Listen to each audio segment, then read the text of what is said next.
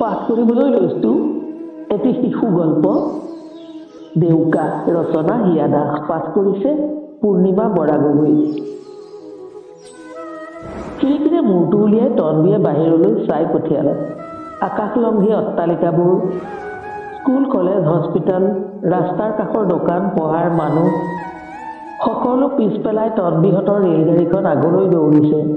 বায়েকে কিবা কিবি কৈ আছে যদিও তাইৰ কাণত একো সোমোৱা নাই। তিনিদিনীয়া যাত্ৰাটোৰ আৰু মাত্ৰ কেইমুহূৰ্তমানৰ পাছতেই অন্ত পৰিব। সিহঁত উপস্থিত হ'ব গন্তব্যস্থল ৰাজস্থানৰ উদয়পুৰত। হঠাৎ ৰেলখন এটা সুৰংগ পথত প্ৰৱেশ কৰাত সকলো অন্ধকাৰ হৈ পৰিল। কিন্তু বেছি সময় নহয়, 5 মিনিট পাছতেই সুৰংগ পথটো অতিক্ৰম কৰি ৰেলখন এইবাৰ এটা পথৰুৱা বাটেৰে আগুৱাব ধৰিলে। তন্বীয়ে মাকে আগবঢ়াই দিয়া বটলটোৰ পৰা পাইপেৰে পানী অলপ খাই খিৰিকীৰে আকৌ বাহিৰলৈ চাই পঠিয়ালে। পথাৰখন দূৰ দূৰণিলৈ ঝকমকীয়া। বিশাল হালধীয়া পথাৰখন সৌ সীমনাৰ পৰা এঢলীয়া নীলিম আকাশৰ সৈতে মিলিছেগৈ। কি অনুপম! ইয়াৰ আগতে সৰিয়হ ফুলহে দেখিছিল তাই। সিহঁতৰ ককাক দেউতাকে ধান মাহ সৰিয়হ আদিৰ খেতি কৰে। সৰিয়হ ফুলাৰ সময়ত বায়েকে ফুলবোৰ ছিঙি আনি তাইৰ হাতত দিয়ে।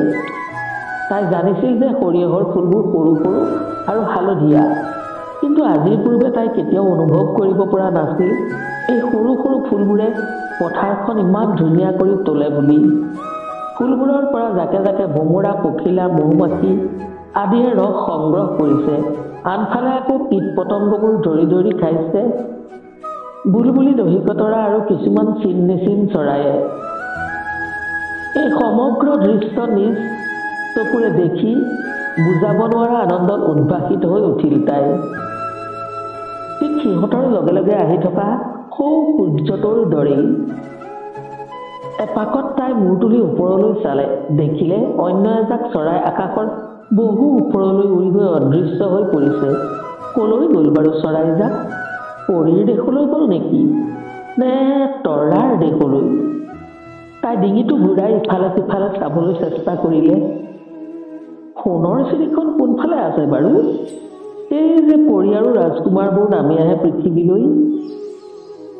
তাই দেখিছে টিভিত চিৰিৰ আশে পাশে ৰূপোৱালী মেঘবোৰ উৰি থাকে। তিৰবিল তৰাবোৰো বাৰ্বি পুতলাৰ দৰে ধুনীয়া চলা পিন্ধা পৰিবোৰ হাতত একোটাকৈ জিলমিল তৰালৈ নামি আহে। বহু সময় ধৰি চিৰিখন বিচাৰি বিচাৰি দেখা নাপায় তন্বীয়ে মুখখন ফুলাই তলমূৰ কৰিলে। কিন্তু উদাস হ'ব খোজা তাইৰ মনটো হঠাৎ আনন্দত টগবগাই উঠিল। আজিৰ পৰাতো তাইৰো এযোৰ দেউকা থাকিব, যাৰ সহায়ত মন গ'লেই তাই উৰি যাব পাৰিব আকাশলৈ, ডাৱৰলৈ, ওখ ওখ পৰ্বতৰ সিপাৰলৈ, সাগৰৰ ওপৰেদি। তন্বীৰ চকুজুৰি উৎসাহত মুঠ খাই গ'ল। স্কুল ছুটি হোৱাৰ পাছত পূৰ্বা, ৰুলি, কৃষ্ণা, পলাশ, হাৰ্দিকহঁতৰ লগত তন্বী পথাৰলৈ গৈছে। চকুৰে নেদেখা দূৰত্বলৈ ফুলি থকা সৰিয়হ ফুলৰ মাজে মাজে ৰং বিৰঙী পখিলাবোৰ ধৰিবলৈ সিহঁত দৌৰিছে। দৌৰি দৌৰি এসময়ত ভাগৰুৱা হৈছে, পিয়াহ লাগিছে। সিহঁতে গাঁওখনৰ সিটোমূৰত থকা ঘৰটোলৈ গৈ জেতুকী আইতাক খুজি মাটিৰ কলহত থোৱা শীতল পানী খাইছে। ইমান সোৱাদ লগা পানী। শৰীৰ জোৰ পৰিছে, কিন্তু মন ভৰা নাই। তাইক আৰু এগিলাচ পানী লাগে, বায়েক শিৱানীলৈ নিব। কিন্তু জেতুকী আইতাই পানী পাছত দিম বুলি তাইক থিয় কৰাই থৈ ছাগলীৰ গাখীৰ খিৰোৱাত লাগিল। ছাগলীৰ গাখীৰ হেনো বৰ পুষ্টিকৰ খাদ্য। এগিলাচ তন্বীয়ে খাব লাগিব, তাইৰ শৰীৰৰ বাবে অতি প্ৰয়োজনীয়। আইতাকৰ ওচৰত ৰৈ ৰৈ আমনি লগাত অলপ আঁতৰলৈ গৈ তাই দেখিলে অকণ অকণ 3টা ছাগলী পোৱালি ৰ'দৰ উমত চেকুৰি আছে। তাই আৰু ৰৈ থাকিব নোৱাৰিলে, একে দৌৰে পোৱালীকেইটাৰ ওচৰ পালে। ওচৰত পাই 3টা পোৱালীয়ে প্ৰথমতে তাইক পুঙি চেলেকি হাঁহি মাৰি কলাত উঠিবলৈ হেতাও পৰা লগালে। তাই 3টাকে মৰম কৰিলে। তাৰ পাছত এটা বগা থপকা শহাপহু কোলাত লৈ আইতাকৰ ঘৰৰ পিছফালৰ বাঁহৰ দলংখনেৰে পাৰ হৈ গৈ দেখিলে পূৰ্বাৰুলি কৃষ্ণা পলা হাৰ্দিকতে বিহু নাচৰ আখৰা কৰিব ধৰিছে। তাইক আৰু পাই কোনে? একে দৌৰে গৈ বায়েকৰ মুগাৰ ৰিহা মেখেলা পিন্ধি আখৰা কৰিবলৈ আহিল। পলাশ আৰু হাৰ্দিকে ঢোল পেঁপা বজাইছে। ৰুলিৰ কণমানি ভালুক পোৱালিটোৱে চুটি চুটি নুমাল হাত দুখনেৰে তাল বজাইছে। গোটেই জাকটোৱে পাৰে মানে নাচিলে। এসময়ত ভাগৰ লগাত ঘাঁহনিত বহি অলপ সময় জিৰণি ল'লে। তাৰপিছত আলোচনা মৰ্মে সিহঁত গৈ পূজাথলী পালে। আৰে ইমানবোৰ খোৱা বস্তু! যেনিয়েই চাই তেনিয়েই জিলাপি, নকুলদানা, ফুলৰি, খুৰমা, গজা, চাওমিন, ভুজিয়া, বুন্দিয়াৰ লাড়ু, গমৰ লাড়ু, ফুলা ফুলা পাপৰ ভজা, চানাচুৰ আৰু কত যে কি! এইবাৰৰ পৰা দেউতাকে আৰু পূজাথলীৰ পৰা বস্তু কিনি আনি খুৱাব নালাগে, তাই নিজেই গৈ খাব পাৰিব। আজি পিছে তাই দুৰ্গা পূজাৰ ভোগহে খাব। ইমান দিনে বায়েকৰ মুখত শুনি থকা খিচিৰিৰ সোৱাদ আজি তাইও ল'ব। খিচিৰি খাই পুতলা, নতুন চোলা, জোতা, মোজা, বেলুন, পেঁপা আদি কিনিলে।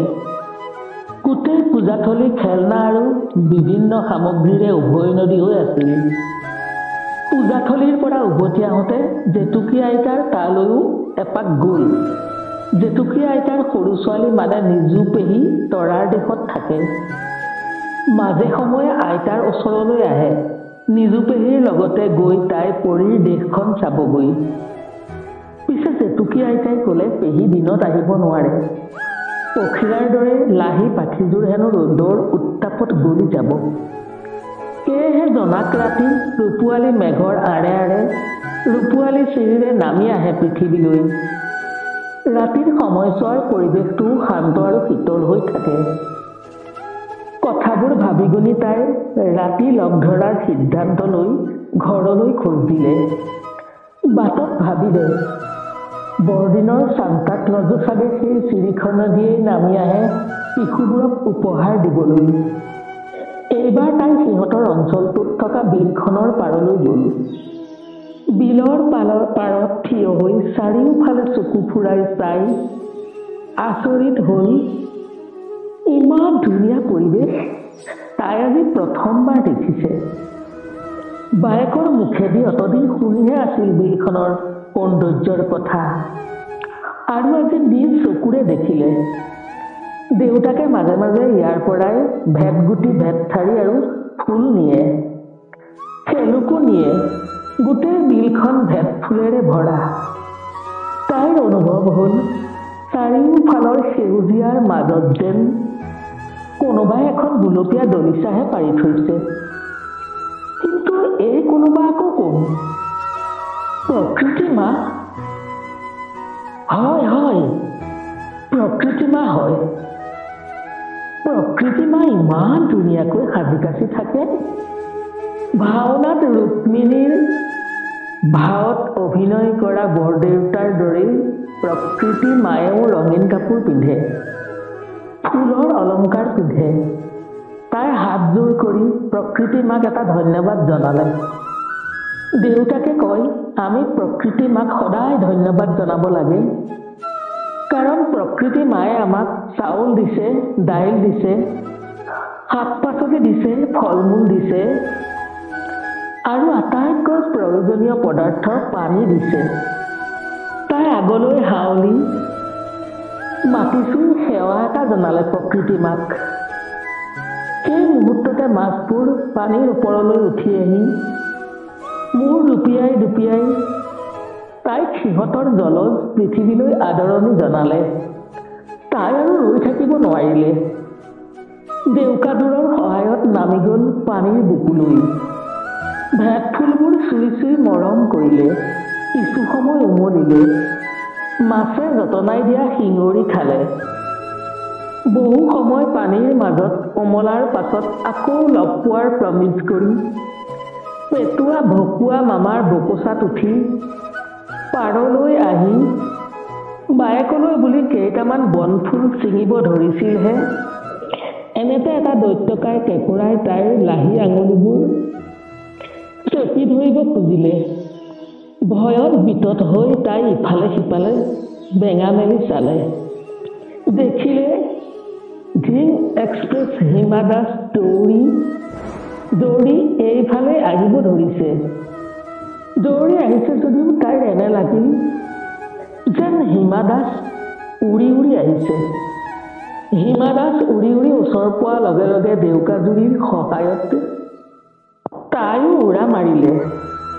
উৰি উৰি গৈ তন্বী ঘৰৰ আগেদি পাৰ হ'ব খোজাত মাকে চিঞৰি মাতিলে, তন্বী, বনবী। তন্বীয়ে উচপ খাই চকু মেলি চালে। প্ৰথমে কি হৈছে একো ধৰিব নোৱাৰি মাকৰ মুখলৈ ভেবা লাগি চালে। উঠা আকৌ, চোৱা, আমি নাৰায়ণ সেৱা সংস্থানত আহি উপস্থিত হলো। তন্বীয়ে চকু দুটা মোহাৰি চালে। সিহঁত সঁচাকৈয়ে আহি পালে। আনন্দত চিঞৰি দিবলৈ মন গ'ল তাইৰ। ইয়াৰ পৰাই আজি তাইৰ নতুন জীৱনত খোজ থ'ব। আজি তাইৰ শৰীৰত কৃত্ৰিম ভৰি সংযোজন কৰা হ'ব। তাৰ পাছত তাইও ছাগলী পোৱালিৰ দৰে চেকুৰ মেলিব। বালিমাহী চৰাইৰ দৰে নাচিব, ঈগলৰ দৰে আকাশলৈ উৰা মাৰিব। কল্পনা কৰি থাকোঁতেই 6 বছৰীয়া তন্বীক দেউতাকে গাড়ীৰ পৰা দাংকলাকৈ নমাই হুইল চেয়াৰখনত বহুৱাই দিলে।